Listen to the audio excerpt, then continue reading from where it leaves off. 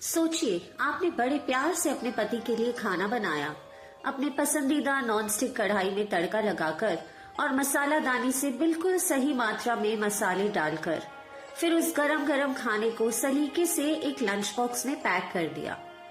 लेकिन वही डिब्बा गलती से किसी अनजान अजनबी के पास पहुंच जाए और यहीं से शुरू होती है एक अनोखी कहानी। ये कहानी है लंच बॉक्स की। मुंबई की भीड़ भाड़ में जहां हर टिफिन अपनी सही मंजिल तक पहुंचता है, वहीं एक छोटी सी गलती दो अनजान जिंदगियों को जोड़ देती है।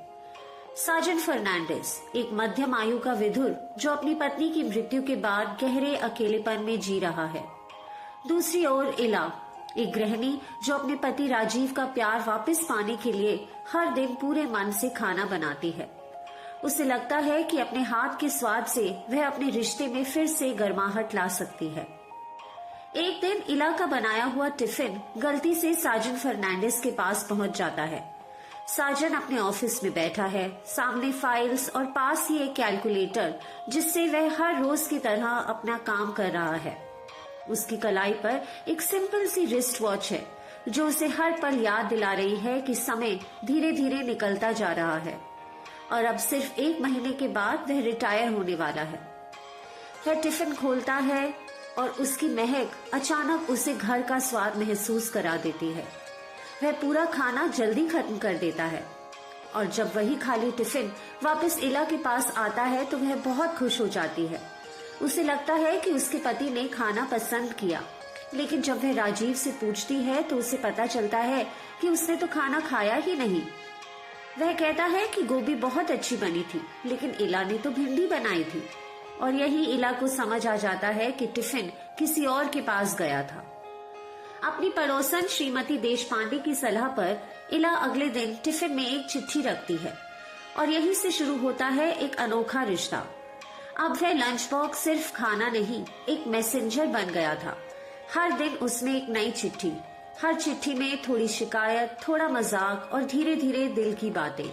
अब जब इला खाना बनाती है तो उसी नॉनस्टिक कढ़ाई में कभी नमक ज्यादा हो जाता है और कभी मिर्च, जैसे वह अपने ही जज्बात उस खाने में घोल रही हो।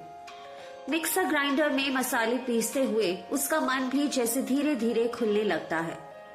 वह साजन को अपनी शादी, अपने अकेलेपन और अपने दर्द के बारे में बताती है। वही साजन भी अपने बीते हुए जीवन, अपनी पत्नी की यादों और अपनी तन्हाई को साझा करता है। धीरे धीरे ये चिट्ठियां दोनों के बीच एक गहरी दोस्ती और फिर एक अनकहे प्यार में बदल जाती है। इसी बीच इला को पता चलता है कि उसका पति किसी और के साथ संबंध में है और वह पूरी तरह टूट जाती है। उधर साजन अपने ऑफिस में अपने रिप्लेसमेंट असलम शेख को ट्रेनिंग दे रहा है। शुरुआत में वह उससे दूरी बनाए रखता है, लेकिन धीरे धीरे दोनों के बीच एक अजीब सी दोस्ती हो जाती है। एक दिन इला साजन को भूटान जाने का सुझाव देती है, एक ऐसी जगह जहां जिंदगी शांत है और सुकून से जी जा सकती है। साजन भी उसके साथ वहां जाने का सोचने लगता है। दोनों आखिरकार मिलने का फैसला करते हैं। साजन तैयार होकर निकलता है, उसकी कलाई पर वही रिस्ट वॉच जो आज हर सेकंड को जैसे महसूस कर रही है।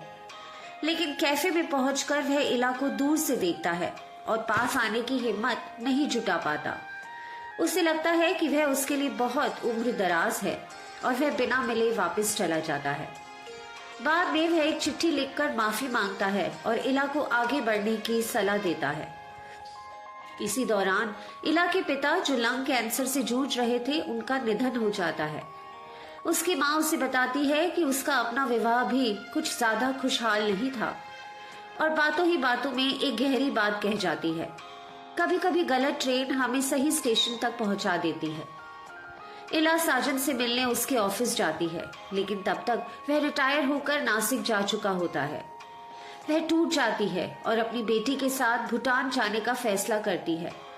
वह एक सूटकेस निकालती है, उसमें अपने और अपने बेटी के कपड़े, कुछ जरूरी सामान और थोड़ी सी उम्मीद पैक कर लेती है। यह सिर्फ एक सफर नहीं था, एक नई जिंदगी की शुरुआत थी। उधर साजन को अपनी गलती का एहसास होता है। वह वापस मुंबई आता है और डब्बा वालों की मदद से इला को ढूंढने निकल पड़ता है, ठीक उसी समय जब इला अपने नए सफर के लिए निकलने वाली होती है। कहानी यही खत्म नहीं होती। दोनों एक दूसरे के बेहद करीब होते हुए भी मिल नहीं पाते, लेकिन उम्मीद बाकी रहती है, क्योंकि कुछ कहानियां पूरी नहीं होती फिर भी अधूरी नहीं लगती। एक लंच बॉक्स, एक कढ़ाई में बना खाना, एक घड़ी की टिक टिक और एक सूटकेस में भरी उम्मीद। कभी कभी छोटी चीजें ही जिंदगी बदल देती है। आपको आज की कहानी कैसी लगी नीचे कमेंट्स में जरूर बताइए और इस चैनल को लाइक शेयर सब्सक्राइब जरूर कीजिएगा। धन्यवाद।